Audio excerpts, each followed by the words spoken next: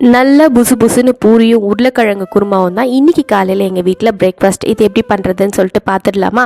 நேற்று நைட்டே பூரி ப்ரிப்பேர் பண்ண போகிறோன்னு பிளான் பண்ணதுனால நைட்டே மாவு பசைஞ்சு எடுத்து வச்சுட்டேன். 1 கப் அளவுக்கு கோதுமை மாவு கூட 1 டேபிள் ஸ்பூன் அளவுக்கு ரவை, அதுக்கப்புறம் உப்பு சேர்த்து நல்லா பசைஞ்சு எடுத்து வச்சுக்கணும். சப்பாத்தி மாவை விட கொஞ்சம் டைட்டாக இருக்கணும். அப்போ நமக்கு பூரி எண்ணெய் குடிக்காது. இதுக்கு சைட் டிஷ்ஷாக பார்த்தீங்கன்னா இன்றைக்கி உருளைக்கிழங்கு குருமா தான் ப்ரிப்பேர் பண்ண போகிறோம். 1 பாட்டில் வெங்காயம், இஞ்சி பூண்டு பேஸ்ட்டு, தக்காளி, பச்சை மிளகா, கருவேப்பிலை எல்லாம் போட்டு நல்லா வதக்கிட்டு ஹோல் ஸ்பைசஸும் சேர்த்துக்கணும்.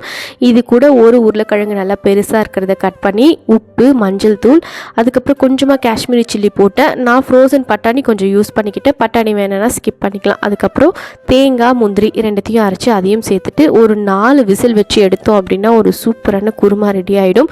பூரி, சப்பாத்தி, இட்லிக்கெல்லாம் ரொம்பவே சூப்பராக இருக்கும். ட்ரை பண்ணி பாருங்கள். இன்றைக்கி காலையில் பிரேக்ஃபாஸ்ட்டுக்கு பூரி உருளைக்கிழங்கு குருமா ப்ரிப்பேர் பண்ணி பையனுக்கு பேக் பண்ணியாச்சு.